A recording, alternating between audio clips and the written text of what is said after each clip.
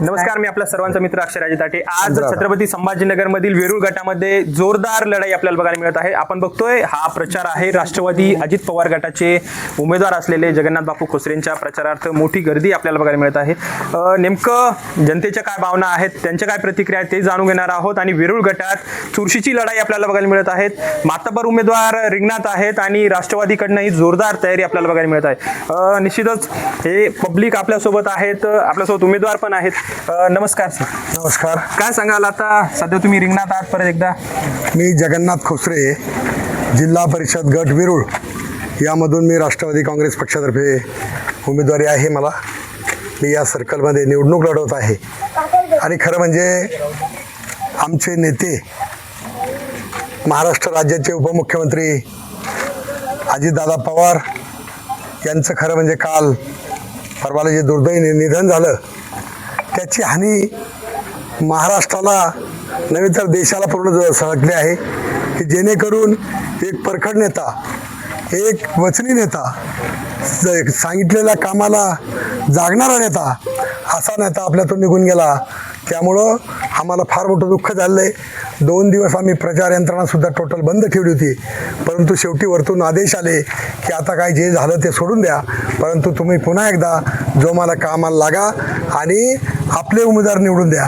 म्हणून आम्ही जनतेला सुद्धा विनंती केली आहे की आता ही तुम्हाला अजितदादांना भावपूर्ण श्रद्धांजली द्यायची, की त्या श्रद्धांजलीच्या माध्यमातून या सर्कलचे उमेदवार नव्हे तर महाराष्ट्रातले सर्व राष्ट्रवादी काँग्रेसचे उमेदवार जास्तीत जास्त मतांनी निवडून द्या.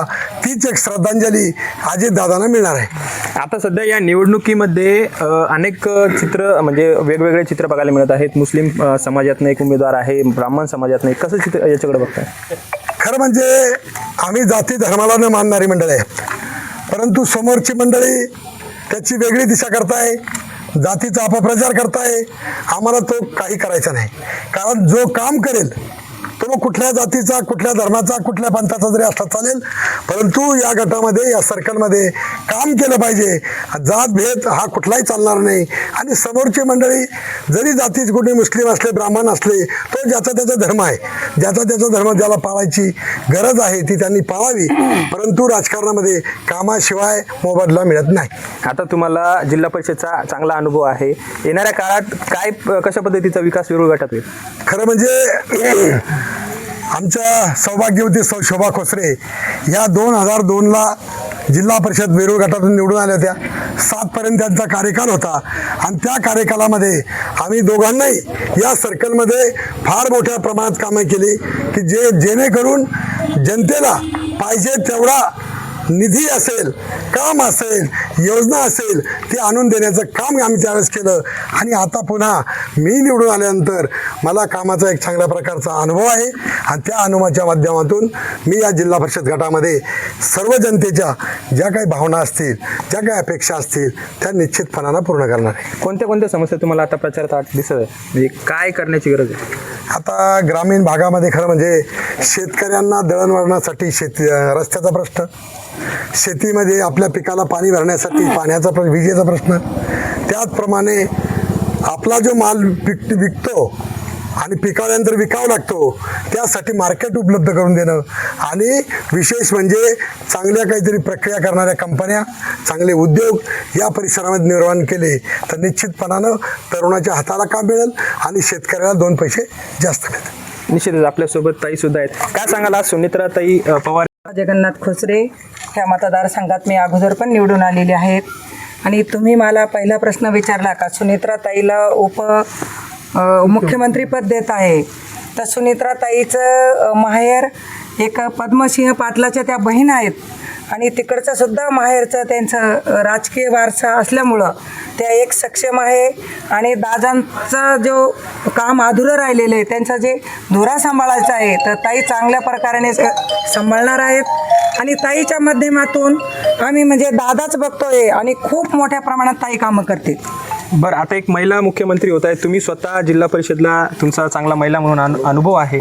आता सध्या फिरताना महिलांच्या कोणकोणत्या समस्या तुम्हाला दिसत आहेत? महिलांच्या अनेक समस्या येतात. आम्ही आता वाडी वस्तीवर गेलो, शेबरी योजना, म्हणजे आपल्या समाजात भिल्ल समाजासाठी ती शबरी योजना जर कधी आपण राबवली तर मोठ्या प्रमाणात हे जे राहिलेला भाग आहे आपला तर तो सुधरू शकतो. तांडा सुधार वस्ती असेल त्याच्यात सुद्धा, कारण माझं माहेर एका ग्रामीण भागातलं आहे, तिसगाव माझं माहेर आहेत, तांडे लागून त्या गावाला आहेत आणि तांडा सुधार वस्ती असेल, शबरी योजना असेल किंवा अनेक योजना सरकारकडे आहे, पण ते खेचून आणायच्या कशा हे जिल्हा परिषद सदस्य जो राहील त्याच्या हातात असतं. आता लाडकी बहीण योजना दादांनी आणली होती, लाडक्या बहिणींना काय आवाहन कराल आता मतदानासाठी? लाडक्या बहिणींची दादांनी योजना आणली होती आणि वहिनी साहेब पण त्या पद्धतीनं ठामपणे, कारण त्या एक महिला आहे आणि महिलांचे दुःख महिला समजू शकता, त्याच्यामुळं आमच्या लाडक्या बहिणी म्हणता दादाच्या रूपात आपण वहिनीला बघूया आणि खूप मोठं अपेक्षा आमच्या महिलासुद्धा वहिनीकडनं करताय. निश्चितच आपल्यासोबत आता सध्या निवडणुकीला पहिल्यांदा तुम्ही सामोरे जात आहेत, कसा अनुभव आहे? चांगलं आहे. जनताचा पाठिंबा आहे, अजितदादाचे विचार आहे, सोबत सतीश भाऊचे विचार आहे, त्याला घेऊन पुढं जायचं, विकास करायचा, आम जनतेचं काम करायचं.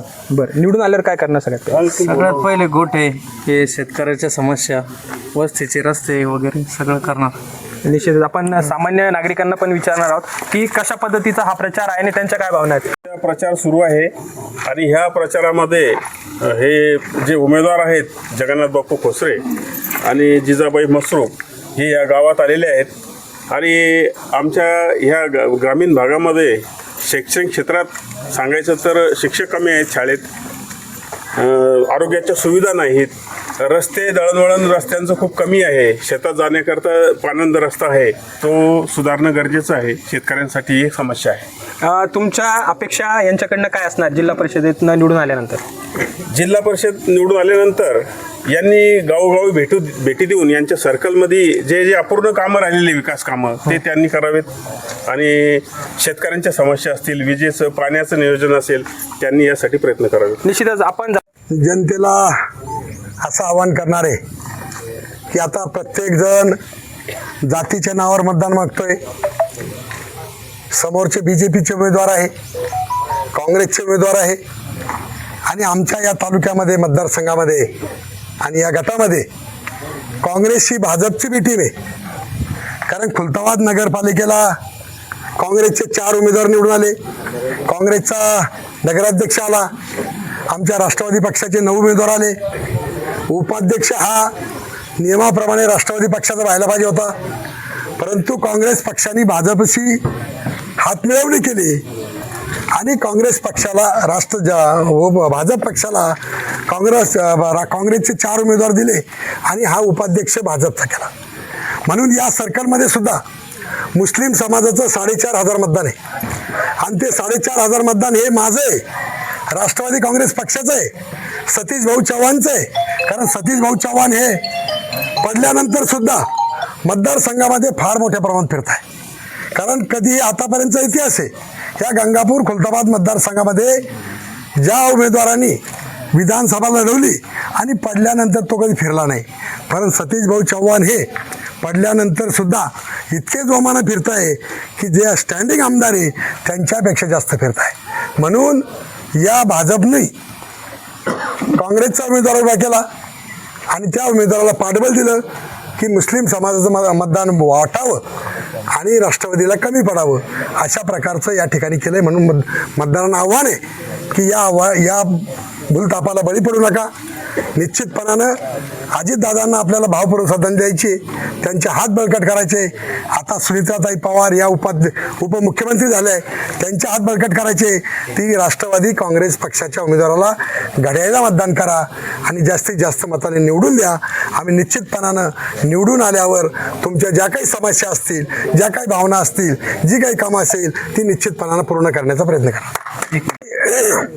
जिल्हा परिषद वेरूळ गटातून उभा आहे. माझं नाव जगन्नाथ त्र्यंबकराव खोसरे, माझी निशाणी आहे घड्याळ आणि माझं खरं म्हणजे नंबर 1ला निशाणी आली आहे आणि माझा नंबर 1च राहणार आहे, त्याच्यात कुठल्याही प्रकारची शंका नाही. त्याचप्रमाणे जिजाबाई ज्ञानदेव मसरूप या महिला गटातून उभे आहे. गण वेरूळ गल्ली बोरगाव आहे, त्या गणातून त्या उमेदवारी लढवत आहे. त्यांची निशाणी सुद्धा घड्याळ आहे आणि त्यांची 3 नंबरला निशाणी आहे. त्याचप्रमाणे वेरूळ गणातून नितीन भानदास जाधव हे मागासवर्गीय प्रभागातून उभे आहे, त्यांची निशाणी घड्याळ आहे आणि त्यांची निशाणी हे 2 क्रमांकावर आहे. तरीसुद्धा आम्ही तिन्ही उमेदवार या गटातून निवडून येणार, यात कुठल्या प्रकारची शंका नाही. वेरूळ गटातली लढाई आहे. जगन्नाथ बापू खोसरे यांचा प्रचारही आपण बघतोय. मोठ्या प्रमाणामध्ये त्यांच्या प्रचाराला गर्दी आपल्याला बघायला मिळत आहे. नागरिकांना उत्स्फूर्त असा प्रतिसाद ह्या गटात बघायला मिळतोय. येणाऱ्या काळात निश्चितच त्यांचा विजय होईल अशी अपेक्षा व्यक्त करूया आणि त्यांच्या हातनं वेरूळच्या जे काही विकास आहे, गटाचा विकास आहे, तो होईल अशी अपेक्षा व्यक्त करूया.